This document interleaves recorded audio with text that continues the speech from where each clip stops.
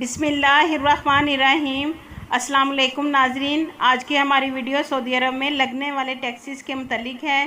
تفصیلات کو آگے بڑھائیں گے مگر اس سے پہلے بسمہ نیوز کو سبسکرائب کر دیں اور بیل آئیکن کو پریس کر دیں۔ سعودی عرب کے قائم مقام وزیر اطلاعات ڈاکٹر ماجد الکسبی نے کہا ہے کہ ویلیو ایڈ ٹیکس بڑھانے کا فیصلہ آسان نہیں تھا۔ بحران ختم ہوگا اور اقتصادی حالات معمول پر آئیں گے تو اس پر نظر ثانی ہوگی۔ سبق ویبز کے مطابق وزیر اطلاعات نے سرکاری اداروں کی نمائندہ پہلی پریس کانفرنس میں کہا کہ اعداد و شمار کی زبان میں بات کروں تو سرکاری ملازمین کی تنخواہوں کے اخراجات 500 ملین ریال کے لگ بھگ تھے۔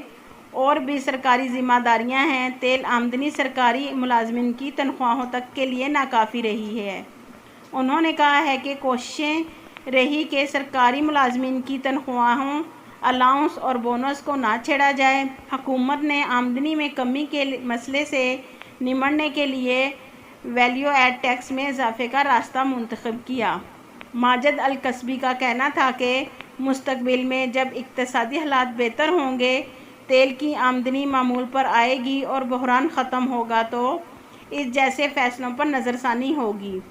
سعودی خبرساز ایجنسی ایس پی اے کے مطابق ولی عہد شہزادہ محمد بن سلمان کی ہدایات پر قائم مقام وزیر اطلاعات نے سرکاری اداروں کی نمائندہ پہلی پریس کانفرنس منعقد کی ہے۔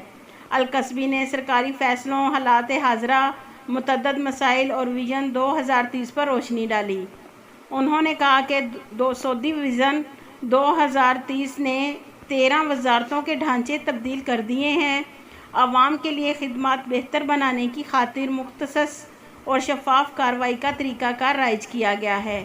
یعنی کہ ناظرین، سعودی عرب میں جو 15% ٹیکس لگایا گیا، وزیر اطلاعات نے کہا ہے، ہم سب کو پتہ ہے کہ اس میں لوگوں کی مشکلات میں اضافہ ہوا ہے۔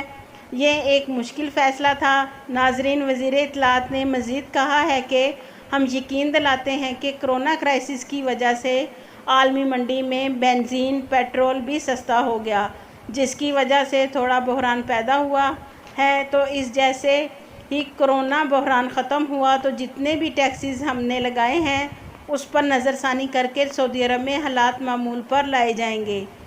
ناظرین، یہ غیر ملکیوں کے لیے بڑی اچھی خبر ہے کہ سعودیہ میں لگنے والے ٹیکسز جس سے غیر ملکی بھی پریشان ہیں۔ دیکھیں سعودی حکومت کون کون سے ٹیکسز میں کمی کرتی ہے۔ آپ کے قیمتی وقت کا شکریہ۔